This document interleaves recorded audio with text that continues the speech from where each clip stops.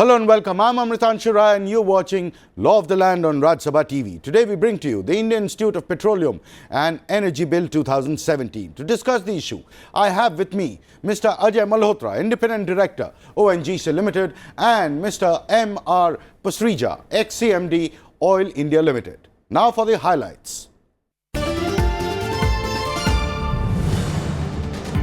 Bill establishes the Indian Institute of Petroleum and Energy at Vishakhapatnam.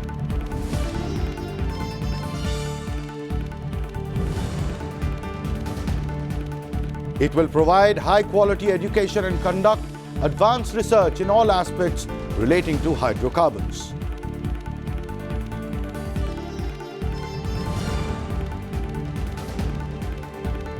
The bill sets up a Board of Governors as the apex body for academic and administrative matters.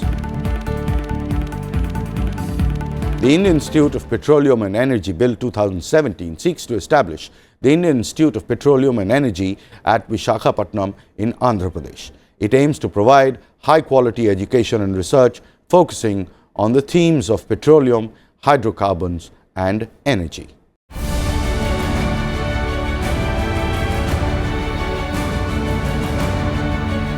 The Indian Institute of Petroleum and Energy is expected to be a domain-specific energy institute that will serve as the fountainhead for nurturing world-class technical human resources capable of serving as leaders and innovators in the field of petroleum technology and energy.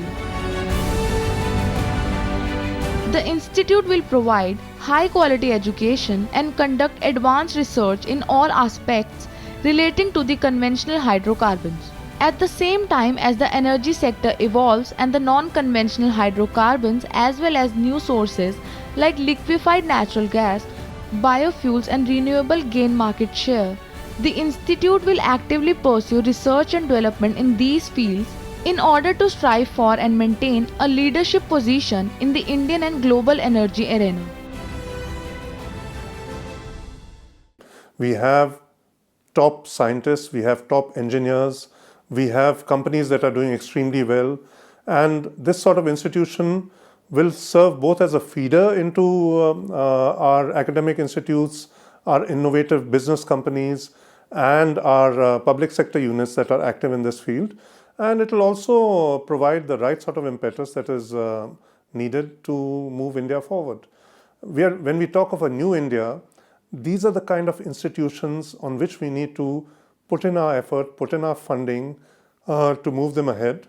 And in this field, I think it is very good that we have finally taken this decision and that our Parliament has endorsed it and it has now come into force.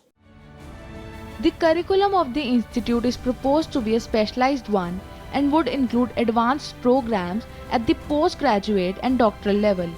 It declares the Institute of Petroleum and Energy as an institution of national importance. It provides for constitution of the Board of Governors which shall be responsible for the general superintendence, direction and control of the affair of the institute. It provides for a general council of the institute to review from time to time the broad policies and programs of the institute and suggest measures for the improvement, development and expansion of the institute. It empowers the Centre to frame laws initially.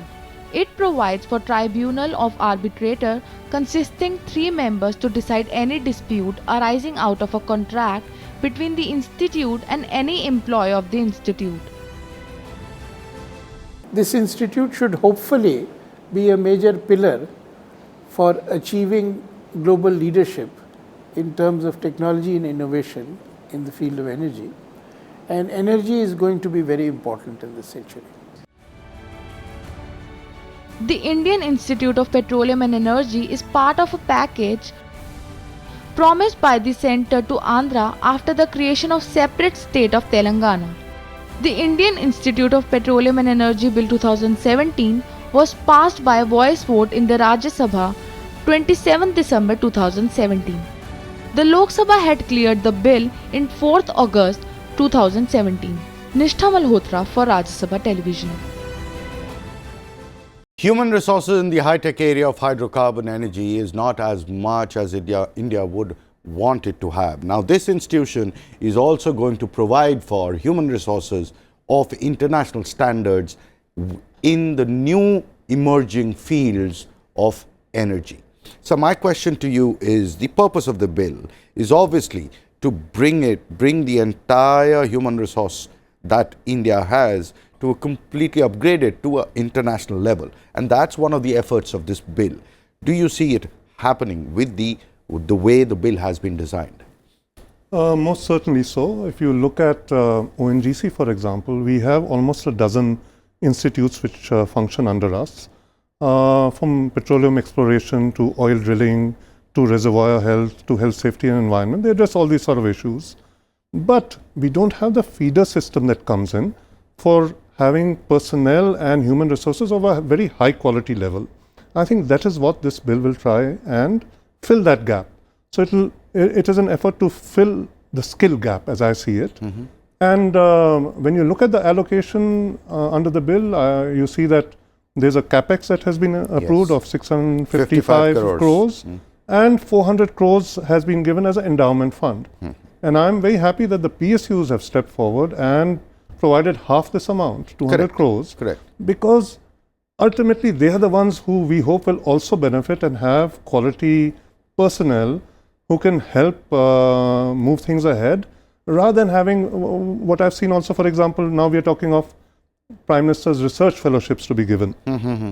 Just earlier this week, the Cabinet has approved that. I hope it will also come to institutions like this. It is extended to institutions like this. Because Okay, this is now an institution of national importance that we are creating. Right. And we should have the very best available, so that right now, for example, we send our people to do, if it's chemically enhanced oil recovery, etc., they go to the University of Texas at Austin, which is the front runner, the premier in global terms.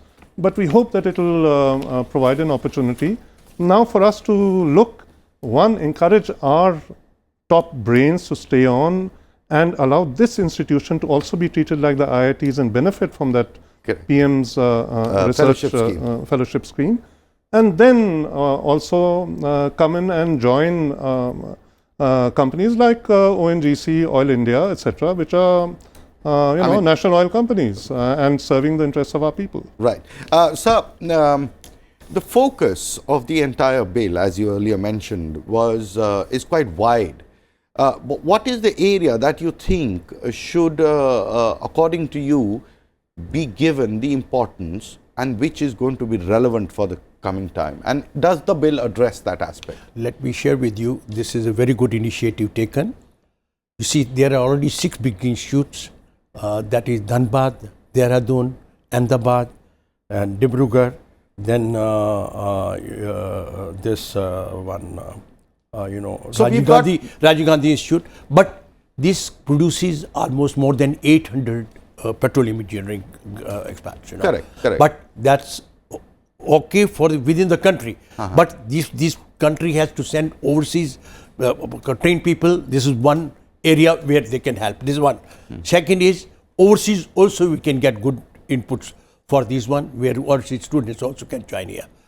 Most focus has to be also on renewable energy, because the future lies in the renewable energy.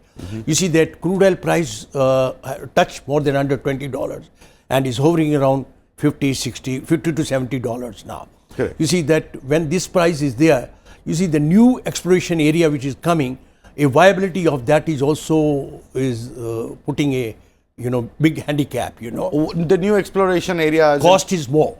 When cost is more, you see, when those area risk is more, so cost is more, then this is an area which brings a adverse factor, Okay. But cost renewable to the consumer eventually. And ultimately those who enter this area in exploration. Right. This is very important. Right. Now, very important, another thing is, you see, that when you come to renewable energy, you see, in the time to come, power, electricity going to be rupees 2 kilowatt hours, So if that is the rate, this rate is very viable. Even at coal, viability does not exist at 2 kilowatt. Right. Then there has to be also, you can think in terms of petrochemical.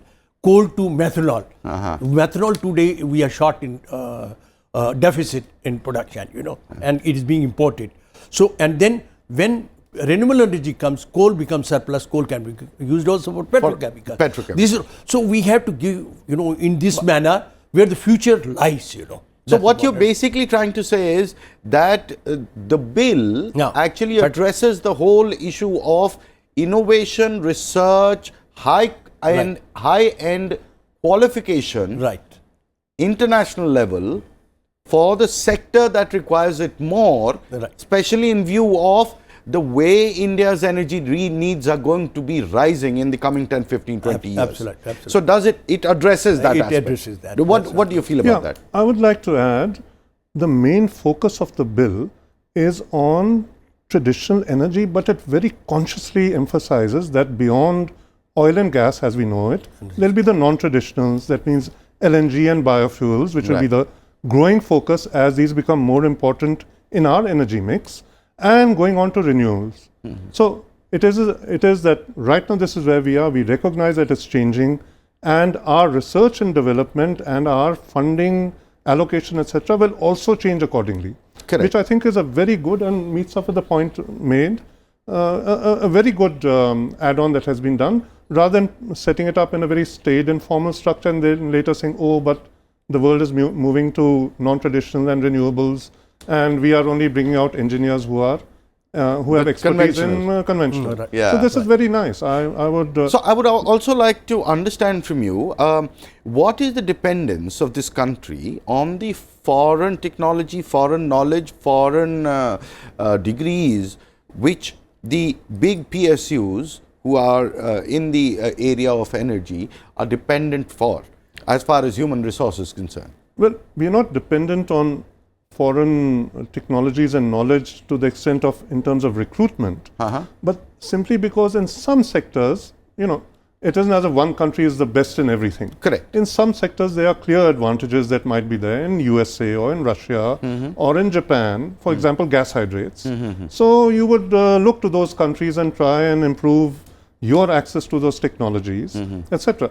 But I think the main aim of this bill is to have an institution of national importance like our IITs, etc., bring it up, which is why it is going to be, I know, mentored by IIT Kharagpur for the first 3 years. Absolutely. Bring it up and then help it move so that rather than our trying to attract or get on contract for some particular aspects, foreign expertise, we would be the ones providing for ourselves and for deployment abroad. Right. So this is an area we have not so seriously looked at as yet, but we have the skills. Increasingly, in the West, you find not many people are doing engineering, etc. Right, they're drifting away from it, But in India, there's still a very strong demand. There are actually far too many engineers that we are generating at the moment without a focus in terms of employment. And this, I think, would give a very good aspect to it all, impetus. More so, we are now going into Krishna, Godavari, etc. on the East Coast. Yes. And the location at Vishakhapatnam, it has a political angle to it also, but I think it is a realistic way of looking at it, because those people will look at oil and gas being explored and brought out from the Bay of Bengal, KG Basin, and it makes sense to have expertise and all available along the same shore. So I think it's got great prospects. So it's a, as I understand what I've been able to gather from you, it's a super specialized area that this institute will be targeting to create skills in the human resources. Do you see that really benefiting, and the way it is going to benefit the energy sector per se? The energy sector, what is the benefits that will accrue, and how long do you think it will take? Because the bill has just been passed. When do you think you will start seeing the implication of it coming to the sector? You see, now this institute also will bring out BTech, MTech, PhD degrees, courses. This will facilitate ultimately the industries, That is one part. Second is, you see that renewable energy is a little time when it will be in a big way. So that also area where this has to come.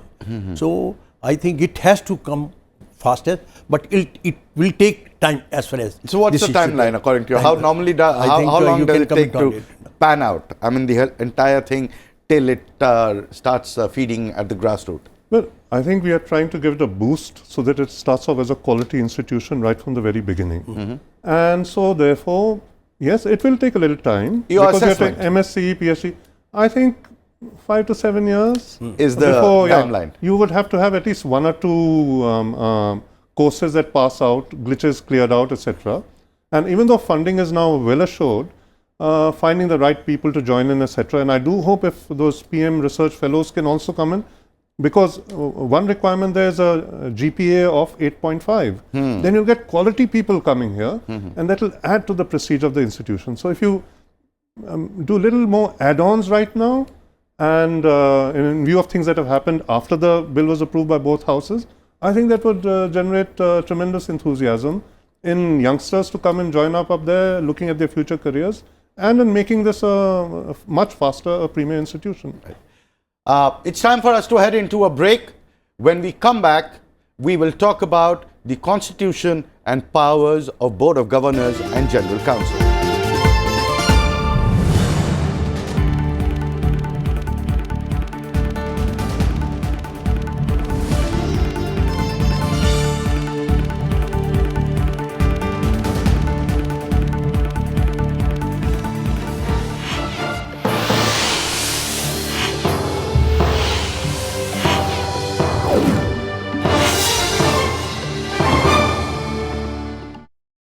Welcome back. The Indian Institute of Petroleum and Energy Bill empowers the Board of Governors of the Institute as the apex body in academic and administrative matters. It empowers the General Council as an advisory body to suggest new areas of research and management of the Institute.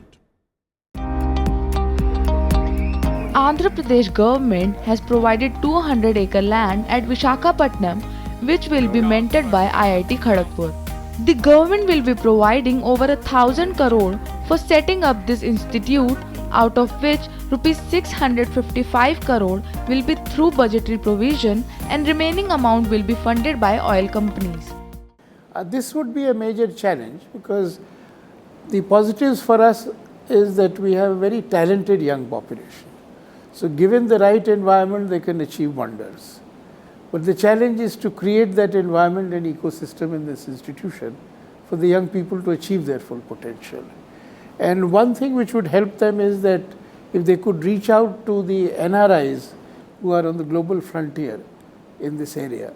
The good thing is that IIT Kharagpur is already committed to mentoring the institution. So it's quite possible that with the right leadership, we should be able to create a world-class institution soon enough. The bill constitutes a board of governors comprising of 13 members. It includes the director, 3 members to be nominated by the central government, 5 eminent experts in the field of petroleum technology and energy, and 2 professors of the institute. The powers of the board of governors include instituting course of study and laying down standards of academics, decide on proposals for taking loans for the institute, creating academic, administrative and technical and other posts, and fixing fees and other charges. The bill also creates a General Council of 20 members which will be headed by the Secretary, Ministry of Petroleum and Natural Gas, and will include Chairman. Indian Oil Corporation Limited Secretary, Oil Industry Development Board and Principal Advisor, Energy in the Niti Aayog. The Council's power include reviewing the board policies and programs of the Institute, advising the board with respect to new technologies, and suggesting improvements in fiscal management of the institute. Energy requirement of India is growing pretty fast, and India's energy requirement will be the fastest growing in coming years. We are now emerging as the fastest growing economy, and as our economy grows, our demand for the energy will grow along with the economy. And it is projected that we will have about the energy growing from 724 equivalent billion metric tons of oil equivalent in 2016. If we had, it will be 1603 if I had the figures with me by 2035. So it's going to be more than double in next 17-18 years. The bill also provides for the Senate as the principal academic body responsible for the maintenance of standards of instruction, education and examination in the institute. The director of the institute will be appointed by the central government. The director will be the principal academic and executive officer of the institute. The institute will be required to maintain a fund which will be credited with the funds that it receives from the central government, fees and money received from any other sources, and the accounts of the institute will be audited by the Comptroller and Auditor General. Nishtha Malhotra for Rajya Sabha Television. The General Counsel is a high-power council of who's who in the field of energy and has power to advise the institute. My point is, sir, so there are administratively, if you look at the entire institute, there are 4 bodies that the bill creates. One is the governing body, the other is the General Counsel, the Senate and the institution of the director. These 4 together with specific mandates will be able to take the entire institution to a new level. Do you see it happening the way it has been provided for? I think is the right way, taking it forward this way. So, the General Counsel has got a lot of who's who in the area of policy and that sector. But they'll be just advising. It is a guidance. It is like more of an anchor. But eventually the decision is going to be on the governing body whether to accept that advice or not. Right. Do you think you need to give more powers to the governing council? It should be given adequate powers so that things should move fast. That's one. Second is, when you have in these bodies the right experts, they are there, but we should see that area where we give focus also, area of those also experts should also be there in those ones. So the same question to you, sir. The way it has been fashioned, General Counsel is a really strong, high-powered entity, and they will be the ones who will be acting like a radar and guiding the entire institute in sync with the international community, with all the experts on board, 20 of them. Do you think they need to be given more powers so that they can actually not just merely stick to advising, but actually can direct? Well, from my reading of the text of the bill, I think it is well allocated. The differentiation in powers between the Board of Governors, the Governing Council, and the other bodies that are there to support their activities. And I've seen the members that have been allocated responsibilities under them. All I would say is that maybe 3 years or so down the line, or even now, in terms of some appointments that might be there, you might like to look Revisit. perhaps, no, not revisit, but look perhaps that in 1 or 2 of the appointments, you might appoint somebody who has a specialization. I'm talking of the Board of Governors now. Some dignitary who has some specialization in renewables. I think that was a point also made by our colleague here. Right. Because the International Solar Alliance, which I touched upon, Yes. combining 121 sun-rich countries, is a $1 trillion business opportunity. And if we are to exploit it, and this is really in the developing world, and if we are to exploit it, we need people who are trained in marketing those skills and who have the skills in implementing the projects that we are promoting in the rest of the developing world. So I think somebody who can say that this is all very good, but I think the way things are changing, and we ourselves are committed to move from 6% to 15% by 2022 in terms of renewables. Somebody who can say that we need to put in one more course of some specialized engineering disciplines who will look at, solar energy or tidal energy or wave energy or whatever seems to be the competitive energy form that is there, and keep gradually nudging and guiding it. Otherwise, there could be a possibility that, even though it is very well thought out, and I listened carefully to what the minister said, for example, that we will increasingly look at as the world focuses on renewables, we will also increasingly shift our focus towards that. But to convert that into reality, if you have somebody up there who's saying, excuse me, this change is happening So now, what you're saying you is might like to move in that direction, which you promised. So basically, to bring it into sync with the targets and areas that the state is actually moving towards. Indeed. And synchronize the whole thing and bring it down to the level where you have the technical expertise and the human skills. Absolutely. To take it to the next level. That's the point you're trying to make. Yes, we already have the International Solar Summit. It's coming up in April in Delhi. And so that's going to be a big opportunity. We will be promoting all of this.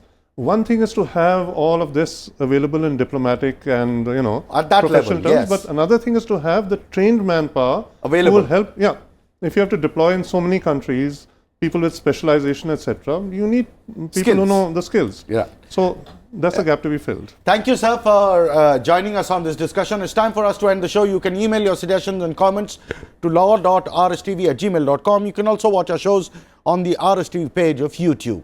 We'll be back with a new issue and a new episode. Keep watching Rajya Sabha TV.